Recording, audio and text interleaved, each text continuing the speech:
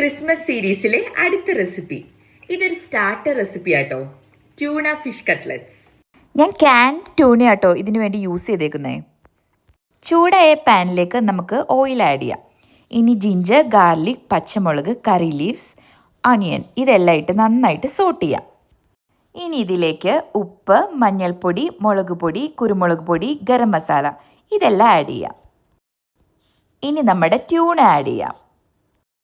നന്നായിട്ടൊന്ന് മിക്സ് ചെയ്തിട്ട് ഒന്ന് ഡ്രൈ ആക്കി എടുക്കാം. അത് കഴിഞ്ഞ് അതിലേക്ക് നമുക്ക് മാഷ് പൊട്ടറ്റോ ആഡ് ചെയ്യാം. ഇനി നന്നായിട്ട് മാവ് കുഴയ്ക്കണ പോലെ അങ്ങോട്ട് കുഴച്ചെടുക്കാം. ചെറിയ ബോൾസ് ആക്കിയിട്ട് ഇഷ്ടമുള്ള ഷേപ്പിലാക്കാം. കട്ട്ലറ്റിന് എനിക്കിഷ്ടം ഓവൽ ഷേപ്പാട്ടോ. ഇനി ഇതിനെ എഗ് വാഷ് ചെയ്ത് ബ്രെഡ് ക്രംസിൽ കോട്ട് ചെയ്തെടുക്കാം. അങ്ങനെ നമ്മുടെ പ്രിപ്പറേഷൻ കഴിഞ്ഞു. ഇനി നമുക്കിത് ഫ്രൈ ചെയ്തെടുക്കാം. എണ്ണ ചൂടായി കഴിയുമ്പോൾ നമുക്ക് നമ്മുടെ കട്ട്ലറ്റ്സ് എല്ലാം പൊരിച്ചെടുക്കാം. നിങ്ങൾ ഹെൽത്തി വേർഷനാണ് നോക്കണമെങ്കിൽ നമുക്കിത് എയർ ഫ്രയറിലും ചെയ്യാം കേട്ടോ. അങ്ങനെ നമ്മുടെ ഈസി ആയിട്ടുള്ള ട്യൂണ ഫിഷ് കട്ട്ലറ്റ്സ് റെഡിയായി.